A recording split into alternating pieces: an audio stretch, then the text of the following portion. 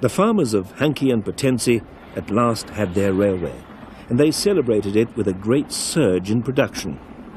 Output from the valley steadily increased as frequent trains made their measured way through the patchwork of cultivation.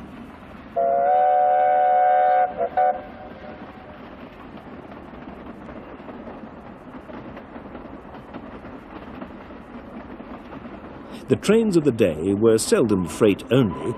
Almost always they carried a mixed assemblage of goods and people. Today, the Apple Express Society runs these mixed trains as specials, forging a link with the past and recreating an important part of daily life on the Avontuur system. Every train that went up on the narrow gauge system did have passenger facilities in that, a coach, a composite guards van, some passenger conveyance facility was attached to the back of the train, and people needing transport could buy tickets for the various sections, obviously, from where they wanted to go to and back again. People travelled on intermediate stations. They didn't travel the long distances. It would pick up a few people, and the conductor, or guard as he was called, he would take the necessary tickets, and away they would go, and they would perhaps get off at another station. They had a price for each distance. That's how it was done. It catered for people along the line, very much so.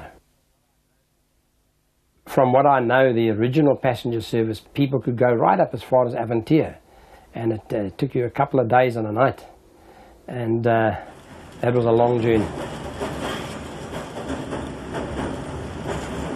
The Avontuur line was not expected to make a profit in the first 5 or 6 years of its operation, but the Cape Government Railways were nonetheless quick to spot ways of attracting revenue. The Avontuur River was already a popular holiday destination, so from 1905 they began their special summer weekend tours from Port Elizabeth to Humansdorp and back. After spending Saturday night in a Humansdorp hotel, included in the modest fare of 28 shillings, partakers could look forward to a special treat for the return trip on Sunday.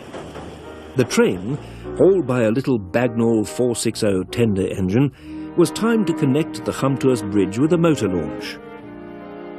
The launch took passengers on a 20-kilometre excursion downstream to the river mouth. Here, travellers would enjoy an hour or two swimming and fishing in the tranquil surroundings, and then sail back upstream for lunch at the Avontuur Ferry Hotel.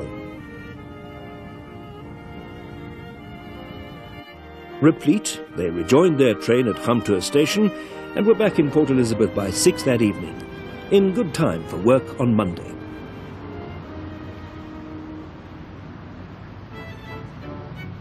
By 1906, another narrow-gauge branch line had already had its debut in the busy street in front of Port Elizabeth's main station. Warmer, today a suburb of Port Elizabeth, was then a small town in its own right, and the wealthy businessmen who lived there needed a convenient link with the city. The Warmer branch left the Avontuur line at Valley Junction, near the present-day airport, and followed the grid pattern of the existing suburban streets. In its heyday, the Warmer branch ran no less than 22 trains a day, the 10-kilometre journey taking half an hour.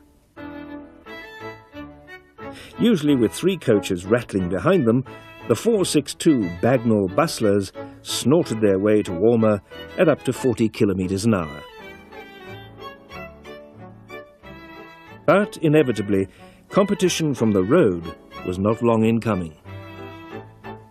And of course then the bus services came in. A private chap started the bus service, and of course he virtually killed that train. And the railways were quick to respond. They bought their own buses, and they established that link right up until about 1942, when they sold that service to the main bus company. But of course that was the end of the Warmer branch. If you know where to look, there's 1 or 2 places where there's a wide verge, and you can see where the train did once run, but you've really got to be taken there by somebody who's researched that and had a look where it did actually go.